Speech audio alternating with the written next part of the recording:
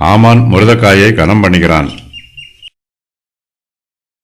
ஆமான் தான் செய்த தூக்கு மரத்திலே மொர்தெகாயை தூக்கி போட வேண்டும் என்று ராஜாவிடத்தில் பேசும்படி ராஜ அரமனையின் வெளிமுற்றத்திலே வந்திருந்தான். அப்பொழுது ராஜா, முற்றத்தில் இருக்கிறது யார் என்று கேட்டான். ராஜாவின் ஊழியக்காரர் அவனை நோக்கி, இதோ ஆமான் முற்றத்திலே நிற்கிறான் என்றார்கள். ராஜா, அவன் உள்ளே வரட்டும் என்றான். ஆமான் உள்ளே வந்தபோது ராஜா அவனை நோக்கி, ராஜா கனம் பண்ண விரும்புகிற மனுஷனுக்கு என்ன செய்யப்பட வேண்டும் என்று கேட்டான். அதற்கு ஆமான், என்னையன்றி யாரை ராஜா கனம் பண்ண விரும்புவார் என்று தன் மனதிலே நினைத்து ராஜாவை நோக்கி, ராஜா கனம் பண்ண விரும்புகிற மனுஷனுக்கு செய்ய வேண்டியது என்னவென்றால், ராஜா உடுத்திக் கொள்ளுகிற ராஜ வஸ்திரமும் ராஜா ஏறுகிற குதிரையும் அவர் சிரசிலே தரிக்கப்படும் ராஜமுடியும் கொண்டு வரப்பட வேண்டும். அந்த வஸ்திரமும் குதிரையும் ராஜாவுடைய பிரதான பிரபுக்களில் ஒருவனுடைய கையிலே கொடுக்கப்பட வேண்டும். ராஜா கனம் பண்ண விரும்புகிற மனுஷனை அலங்கரித்த பின் அவனை குதிரையின் மேல் ஏற்றி நகர வீதியில் உலாவும்படி செய்து, ராஜா கனம் பண்ண விரும்புகிற மனுஷனுக்கு இப்படியே செய்யப்படும் என்று அவனுக்கு முன்பாக கூறப்பட வேண்டும் என்றான். அப்பொழுது ராஜா ஆமானை நோக்கி, சீக்கிரமாய் நீ சொன்னபடி வஸ்திரத்தையும் குதிரையையும் கொண்டு போய் ராஜ அரமனையின் வாசலில் உட்கார்ந்திருக்கிற யூதனாகிய மொர்தெகாய்க்கு அந்த பிரகாரம் செய். நீ சொன்ன எல்லாவற்றிலும் ஒன்றும் தவறாதபடி பார் என்றான். அப்படியே ஆமான் வஸ்திரத்தையும் குதிரையையும் கொண்டு போய் மொர்தெகாயை அலங்கரித்து அவனை குதிரையின் மேல் ஏற்றி நகர வீதியில் உலாவும்படி செய்து, ராஜா கனம் பண்ண விரும்புகிற மனுஷனுக்கு இப்படியே செய்யப்படும் என்று அவனுக்கு முன்பாக கூறினான். ராஜாவுக்கு நித்திரை வராத ராத்திரி முடிந்து போயிற்று. பகல் பொழுது ஆரம்பமாயிற்று. அப்பொழுது ஆமான் தான் செய்த தூக்கு மரத்திலே மொர்தெகாயை தூக்கி போட வேண்டும் என்று ராஜாவிடத்தில் பேசும்படி ராஜ அரமனையின் வெளிமுற்றத்திலே வந்திருக்கிறான். ஆமான் அதிகாலமே ராஜாவை பார்க்க வந்திருக்கிறான். மொர்தெகாயை தான் செய்த தூக்கு மரத்திலே சீக்கிரத்தில் தூக்கி போட வேண்டும் என்று ஆமான் அவசரப்படுகிறான். அதற்கு ராஜாவின் அனுமதி தேவை.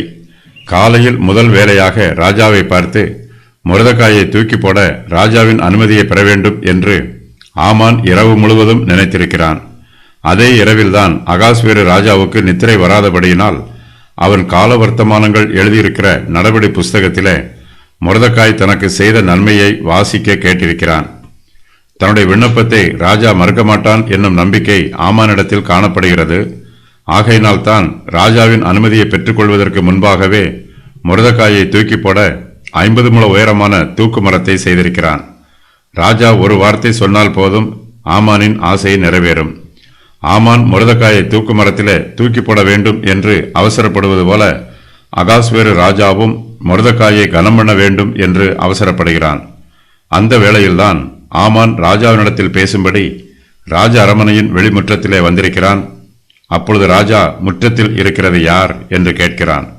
அதிகாலை வேளையிலே ராஜாவை பார்ப்பதற்கு மிகவும் முக்கியமானவர்கள் மாத்திரமே வருவார்கள்.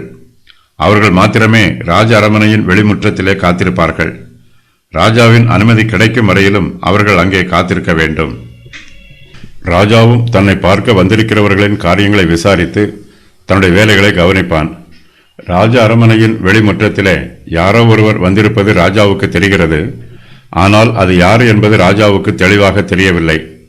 அப்பொழுது ராஜா, முற்றத்தில் இருக்கிறது யார் என்று கேட்கிறான். ராஜாவின் ஊழியக்காரர் அவனை நோக்கி, இதோ ஆமான் முற்றத்திலே நிற்கிறான் என்று சொல்லுகிறார்கள். அவன் உள்ளே வரட்டும் என்று ராஜா உத்தரவிடுகிறான். ராஜா ஆமானை தன்னிடத்தில் வரச் சொன்னாலும் ராஜாவின் மனதில் மொர்தெகாயை கனம் பண்ண வேண்டும் என்னும் ஆர்வம் இருக்கிறது. மொர்தெகாய் இப்போது ராஜா கனம் பண்ண விரும்புகிற மனுஷனாய் இருக்கிறார். ஆமான் ராஜாவுக்கு அருகில் வருகிறான். இது அவனுக்கு கிடைத்திருக்கிற மிகப்பெரிய கௌரவம். ராஜா அன்று காலையில் முதலாக ஆமானின் முகத்தை பார்க்கிறான். ஆமானும் இந்த சந்தர்ப்பம் தனக்கு மிகவும் சாதகமாய் இருக்கும் என்று நினைக்கிறான். இந்த வேளையில் ராஜாவினிடத்தில் மொர்தெகாயை பற்றி பேச வேண்டும் என்றும் அவனை தூக்கு மரத்தில் தூக்கி போட ராஜாவின் அனுமதியை பெற்றுக்கொள்ள வேண்டும் என்றும் ஆமான் ஆசைப்படுகிறான். ஆனால் ராஜாவின் இருதயத்திலோ மொர்தெகாயை பற்றிய சிந்தனையே நிரம்பி இருக்கிறது. ஆமான் ராஜாவை பார்க்க உள்ளே வந்தாலும் ராஜாவின் அனுமதி கிடைத்தால்தான் அவனால் ராஜாவினிடத்தில் பேச முடியும். ஆமான் தன்னிடத்தில் பேசுவதற்கு முன்பாக ராஜாவே அவனிடத்தில் முதலாவதாக பேசுகிறான். ஆமான் உள்ளே வந்தபோது ராஜா அவனை நோக்கி, ராஜா கனம் பண்ண விரும்புகிற மனுஷனுக்கு என்ன செய்யப்பட வேண்டும் என்று கேட்கிறான். அகாஸ்வேரு ராஜா மொர்தெகாயின் பெயரை சொல்லாமல் ராஜா கனம் பண்ண விரும்புகிற மனுஷன் என்று பொதுவாக சொல்லுகிறான். ராஜாவின் வார்த்தையை கேட்டபோது ஆமானுக்கு மிகுந்த சந்தோஷம் உண்டாயிற்று. என்னை அன்றி யாரை ராஜா கனம் பண்ண விரும்புவார் என்று ஆமான் தன் மனதிலே நினைத்து சந்தோஷப்படுகிறான். ராஜா தன்னை கனம் பண்ண விரும்புகிறான் என்று நினைத்து ராஜா கனம் பண்ண விரும்புகிற மனுஷனுக்கு என்ன செய்யப்பட வேண்டும் என்பதை தன்னுடைய ஆசை பிரகாரம் சொல்லுகிறான். ராஜா தன்னை கனம் பண்ண போகிறான் என்னும் பேராசை ஆமானின் மனதில் இருக்கிறது. தனக்கு கனமும் மேன்மையும் உண்டாக வேண்டும் என்று நினைத்து ஆமான் தான் ஆசைப்பட்டதையெல்லாம் ராஜாவுக்கு சொல்லுகிறான்.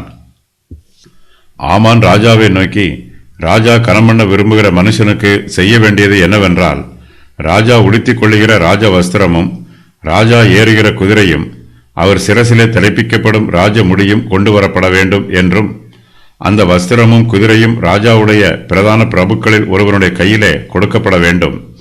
ராஜா கனம் பண்ண விரும்புகிற மனுஷனை அலங்கரித்த பின் அவனை குதிரையின் மேல் ஏற்றி நகர வீதியில் உலாவும்படி செய்து, ராஜா கனம் பண்ண விரும்புகிற மனுஷனுக்கு இப்படியே செய்யப்படும் என்று அவனுக்கு முன்பாக கூறப்பட வேண்டும் என்றும் சொல்லுகிறான்.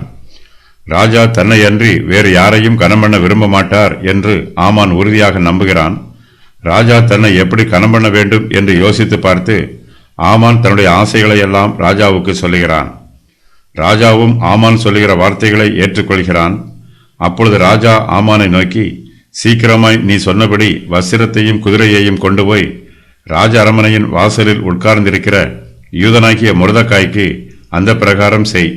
நீ சொன்ன எல்லாவற்றிலும் ஒன்றும் தவறாதபடி பார் என்று கட்டளையிடுகிறான். மொர்தெகாயை தூக்கி போட வேண்டும் என்று நினைத்து கொண்டிருந்த ஆமானுக்கு ராஜாவின் வாயிலிருந்து அதிர்ச்சியான செய்தி வருகிறது. யாரை அழித்து போட வேண்டும் என்று ஆமான் நினைத்தானோ அவனை ராஜாவின் கட்டளைப்படி இப்போது கனப்படுத்த போகிறான். யூதர்கள் கொல்லப்பட வேண்டும் என்று ஏற்கனவே ராஜாவின் ஆணை பிறப்பிக்கப்பட்டிருக்கிறது. இப்போது ஆமான் ஒரு யூதனை கனப்படுத்தப் போகிறான். இதை பார்க்கும் மற்ற யூதர்களுக்கு மிகவும் ஆச்சரியமாக இருந்திருக்கும். கர்த்தர் தம்முடைய பிள்ளைகளை ரட்சிக்க கிரியை செய்ய ஆரம்பித்து விட்டார் என்று யூதர்கள் தங்களுடைய உள்ளத்தில் நினைத்து மகிழ்ச்சி அடைவார்கள். மெய்யாகவே கர்த்தர் தம்முடைய பிள்ளைகளுக்காக கிரியை செய்ய ஆரம்பித்திருக்கிறார். ராஜாவின் வார்த்தை ஆமானுக்கு பேரதிர்ச்சியாக இருக்கிறது. ராஜா ஆமானை கனம் பண்ண சொல்லியிருந்தால் அவனுக்கு மிகுந்த சந்தோஷம் உண்டாயிருந்திருக்கும். ஆனால் ராஜாவோ மொர்தெகாயை கனம் பண்ண விரும்புகிறான். ராஜாவின் விருப்பப்படி ஆமான் மொர்தெகாயை கனம் பண்ண வேண்டும். இது ராஜாவின் கட்டளை. இதை மீறுவதற்கு ஆமானுக்கு அதிகாரம் இல்லை. ஆமான் ராஜாவின் கட்டளைக்கு கீழ்ப்படுகிறான். ஆமான் யாரை அதிகமாய் வெறுத்தானோ அந்த மொர்தெகாயை இப்போது கனம் பண்ண வேண்டும். இது ராஜாவின் கட்டளை. ராஜாவின் கட்டளைக்கு கீழ்ப்படியாமல் அதை மீறினால் ஆமானுக்கு கடுமையான தண்டனை கொடுக்கப்படும். ஆகையினால் ஆமான் வேறு வழியில்லாமல் ராஜாவின் கட்டளைக்கு கீழ்ப்படுகிறான். அப்படியே ஆமான் வஸ்திரத்தையும் குதிரையையும் கொண்டு போய் மொர்தெகாயை அலங்கரிக்கிறான். ஆமான் அவரை குதிரையின் மேல் ஏற்றி நகர வீதியில் உலாவும்படி செய்கிறான். ராஜா கனம் பண்ண விரும்புகிற மனுஷனுக்கு இப்படியே செய்யப்படும் என்று ஆமான் மொர்தெகாய்க்கு முன்பாக கூறுகிறான். ஆமான் இதுவரையிலும் யாரை சபித்தானோ அந்த மொர்தெகாயை இப்போது வாழ்த்துகிறான்.